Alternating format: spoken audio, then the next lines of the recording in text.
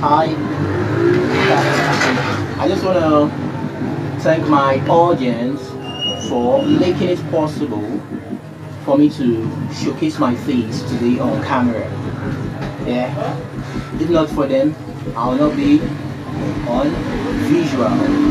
But they gave me the opportunity and they gave me a voice to air out my mind towards the recent incidents we are really facing in the tropical region of Nigeria. So I'm at Boki local government in Cross River State, which is known for their rich biodiversity. Yes, a lot of plants and animals which are being preserved, conserved, and protected in this very region. As the trees, the water serves as carbon sinks to our environment. So conserving them is our top notch. Yeah. So the recent insecurity cases that we had during this period, in this period of 2025. Yes. You know, we as our major income in which we survive on in the tropical region, we survive on from the plants. Yes, from nature, natural resources. Yes, that's what we survive from in the tropical region. So you see that we don't joke with our trees because they are our food. Yes, our shelter. So we as farmers, we had a lot of challenges during this period because of the climate changes. Welcome. If I may ask, Martinez, if I may ask, Yeah. what are those incidents that you are talking about? Please, can you differentiate those incidents Yes, that you are really talking about? yes. What I'm trying to expatiate on is climate change, which we all know that climate change has to do with a long-term shift in the weather patterns. Yes, a long-term shift. We have so many long-term shifts in the weather patterns. Now we have rainfall is there, sunshine is there, wind and precipitation. Yes, these are the kind of weather patterns in which we observe here in the tropical region. But the one I'm really aiming at that we are experiencing at this time of the year is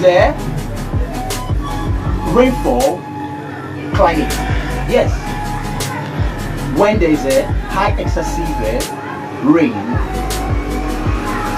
you see that it affects our crop, we as farmers, and it still boosts our crop, we as farmers. So I'm going to expatiate the two of them so that you know how those things work. Now, talking about high excessive rainfall in a farmland. Yes, most especially, for example, we are working on a cocoa plantation, a cocoa farmland. A cocoa farmland that has survived through the dry season and got to the stage of the rainy season where it's going to bear its fruit. So you see that when the rainfall is excess, you see that climate hazard comes. Yes, because there is high intensity of rainfall, and when it comes like that, you see that farms that are located in the riverbank area or the riparian zone will be endangered with climate hazards. Yes, ask me why. Why?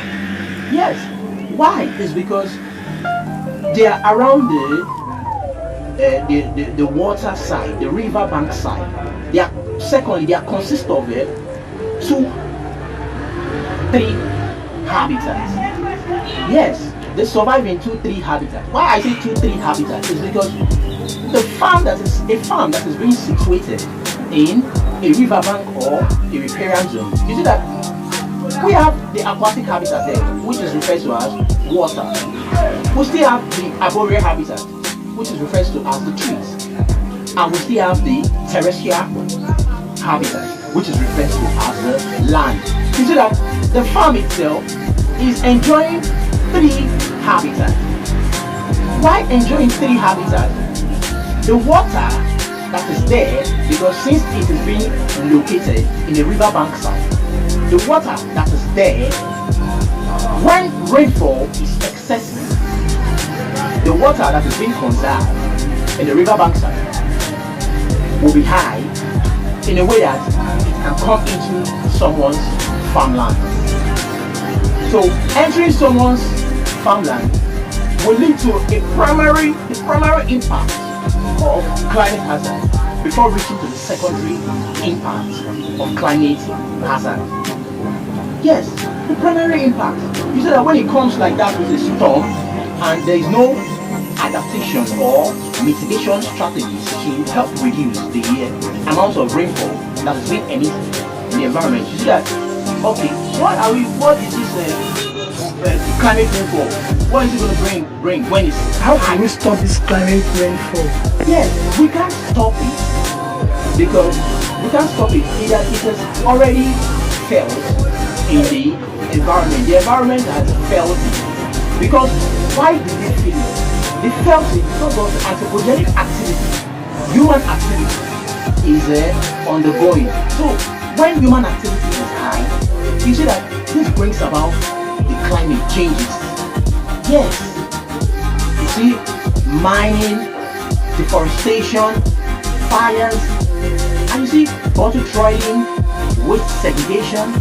You see that all this burning of fossil fuels, you see that all these transportation emissions, industry emissions, you see that all these are the major emitters of greenhouse gas emissions that brings about global warming that comes climate change. Yes, that is how this climate change is come.